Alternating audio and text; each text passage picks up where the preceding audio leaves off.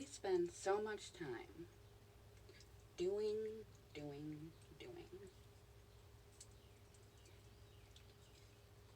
Between our work, our family, our health care, our self care, our house care, the to do list, the never ending to do list. Even at work, there's always more to be done. Those gum on the bottom of your shoe tasks that you need to pick off. As you do the big tasks, the little tasks build up. Tasks, tasks, tasks. Places to go, people to drop off, people to pick up, people to visit. Your calendar. Whether you do it by hand or you do it on Google Calendars, whatever your thing is likely penciled in to the extreme. Yes, my watch broke. I'm very sad.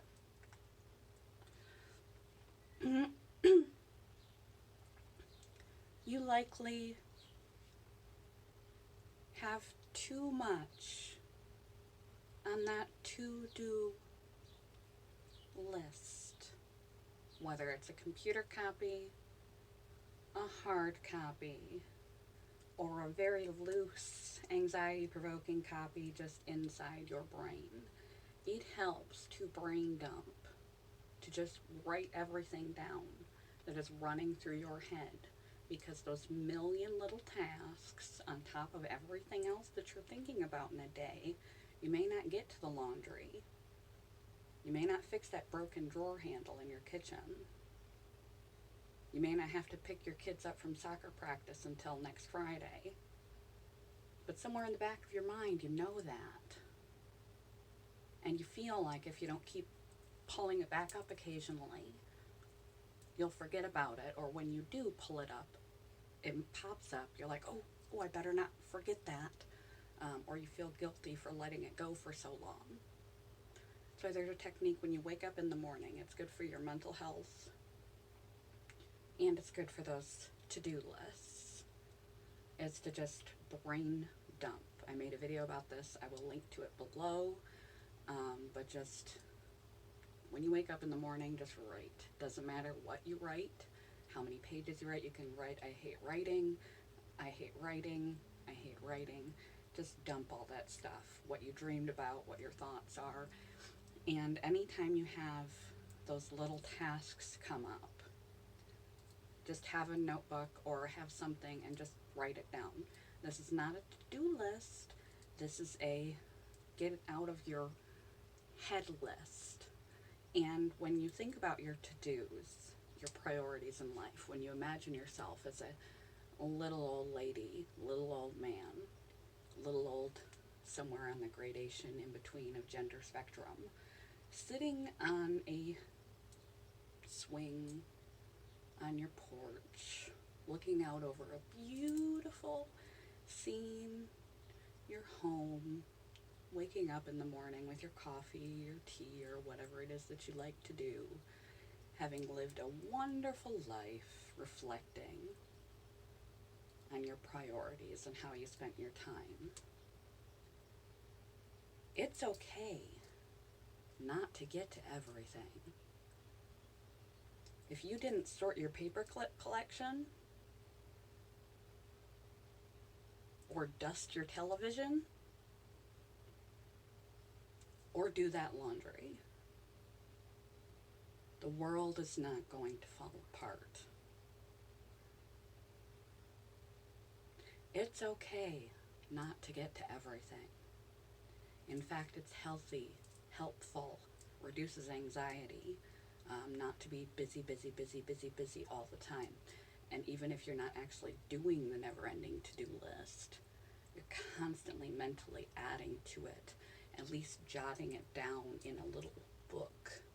Allows you to free your brain, and when you have downtime and you don't feel like doing anything for self-care or rest and rejuvenation or enjoyable activities, penciling in a friend, connection, all those other healthy, helpful habits, and you really just want to take care of a few things, you can flip that book open and go, that one, that one, that one, and just knock out a few. That way you're not just constantly overwhelmed. Even if it's not in your head, it's on your calendar, and you know that calendar is very, very full. So streamline things a little, and those little to-dos, recognize that the world is not going to crumble if you let them go. Why I'm bringing this up is not because of this quote, but it will help you reach this quote in a genuine fashion, not in a sarcastic fashion. And I made a video about this a while back too, and I will link to it. It is okay to just be. I believe I made a video about that, and I made a video about 15 minutes of existing. We talk a lot about sleep being important for a variety of physical and mental and emotional health arenas. Physiologically important to prioritize sleep, not just so you feel more rested. It's beneficial for your health and your mental health and your physiologic brain health to prioritize sleep. But also, and your immune health, and the list goes on. But what's often not talked about is rest. Rest is different than sleep.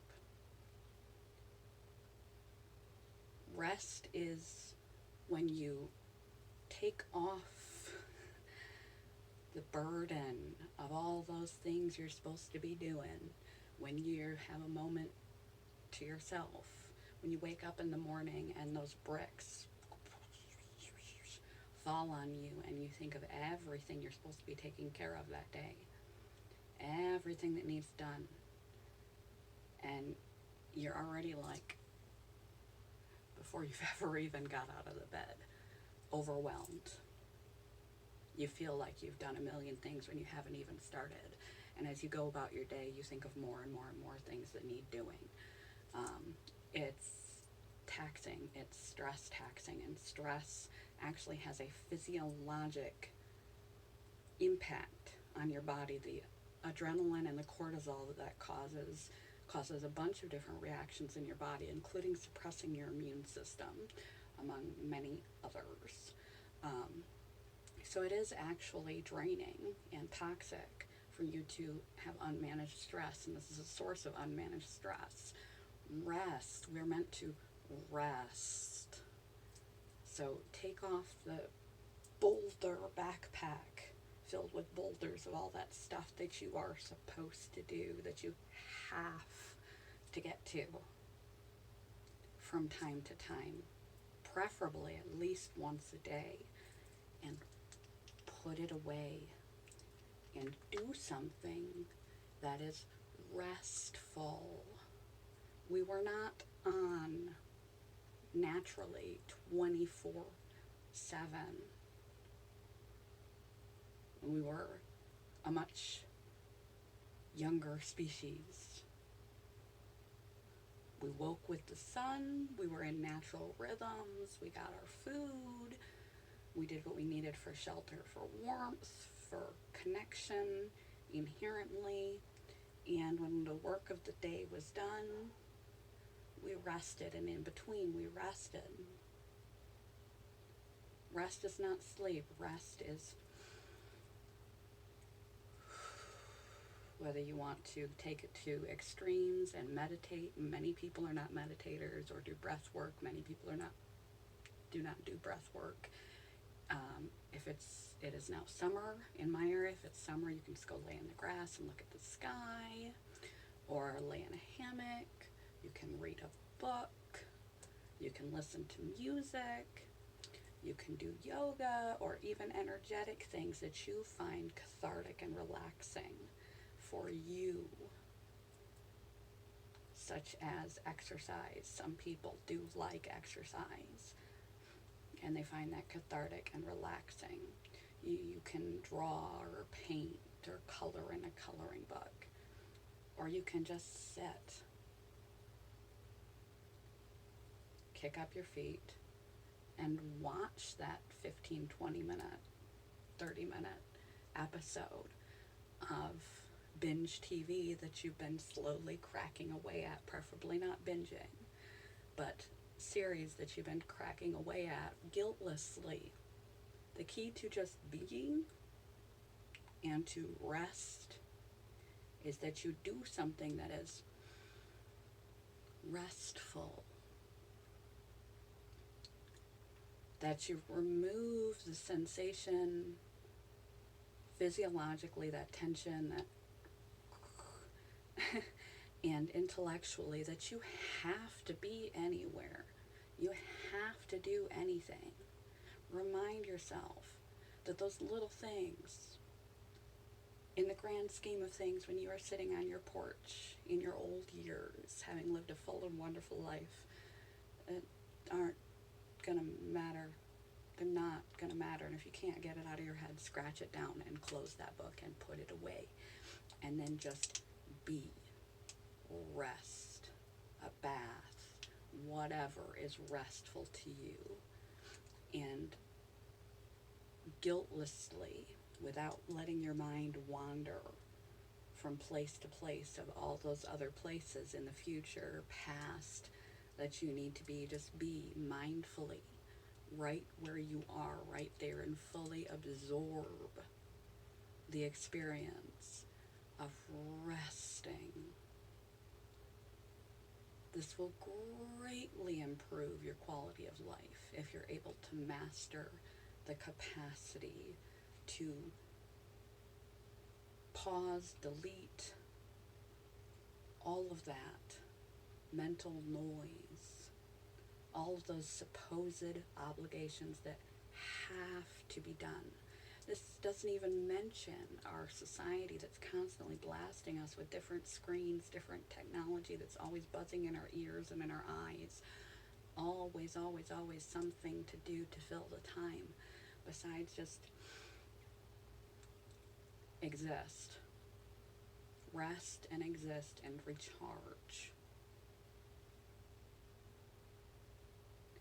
It is okay. Poor watch.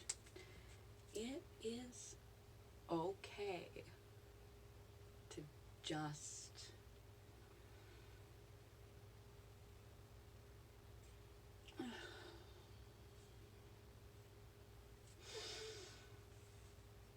be.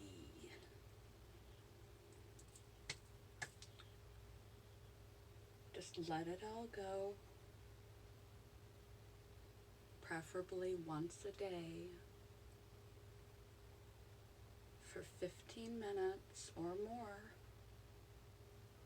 depending on what all you've got going on, and make it a priority that you plug in to your way of life to just be.